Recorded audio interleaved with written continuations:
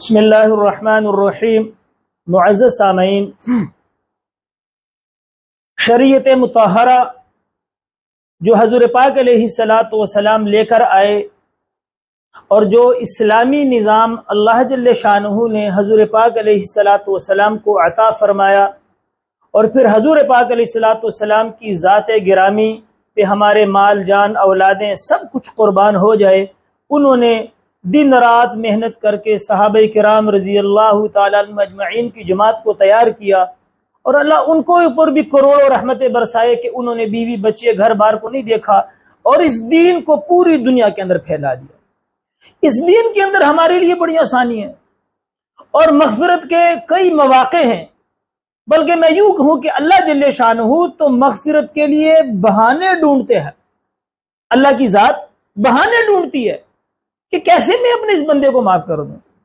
اور پھر انسانوں کے اندر جو مؤمنین ہیں، جو ایمان والے ہیں، جو اللہ اور اس کی ذات کو اللہ کی صفات کے ساتھ مانتے ہیں، حضور پاک علیہ السلام کو مانتے ہیں، مسلمان ہیں، ان کے لیے تو یقین جانے، جب میں کبھی مطالعہ کرتا ہوں کتابوں کا تو یقین جانے ایسی ایسی چیزیں سامنے آتی ہیں، بس یہ لگتا ہے کہ بھی اللہ تو صرف تیار بیٹھا ہوا ہے معاف کرنے کے لیے، بس ہمارے اندر ہی کمی ہے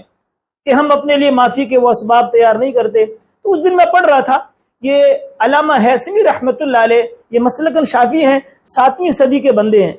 708 ہجری ان کی وفات ہے، مسلکن شافعی ہے، بہت بڑے آدمی ہیں۔ انہوں نے کتاب لکھی ہے مجمع الزوائد، 18 جلدیں ہیں، اس کی جلد نمبر 8 صفحہ نمبر پیج نمبر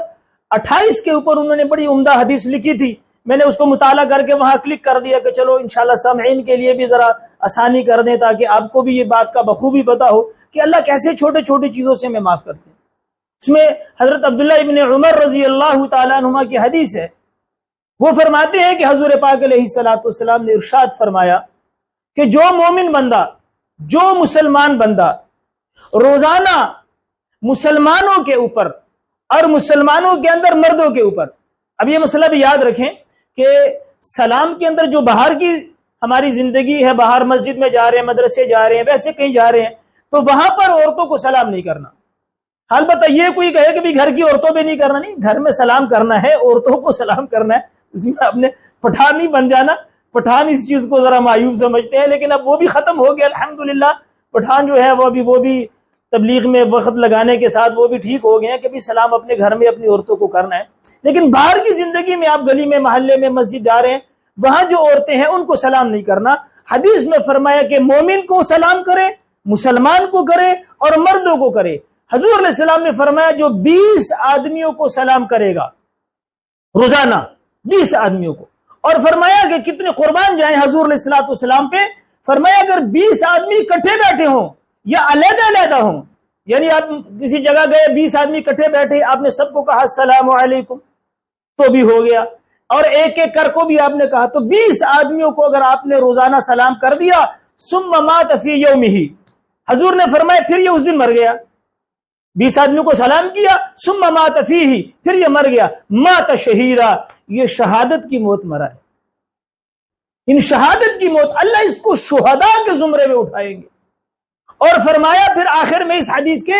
کہ آخر میں کہ رات کا بھی یہ حکم ہے، یعنی مغرب کے بعد رات ہو گئی، اب مغرب کی نماز کے لیے جا رہے ہیں، عشاء کی نماز کے لیے جا رہے ہیں، اور پھر آپ نے 20 آدمی بھی، ہمارے بازار الحمدللہ اتنے آباد ہیں کہ میں سمجھتا ہوں کہ مسجد میں جاتے آتے ہوئے تو 20 کیا 40 آدمیوں کو، اور میں نے تو پتہ نہیں جب سے یہ حدیث پڑھی ہے تو سمجھ لیں کہ میں تو وہمی ہو گیا ہوں، میں تو کوشش کرتا ہوں کہ 20 بندے پورے کروں،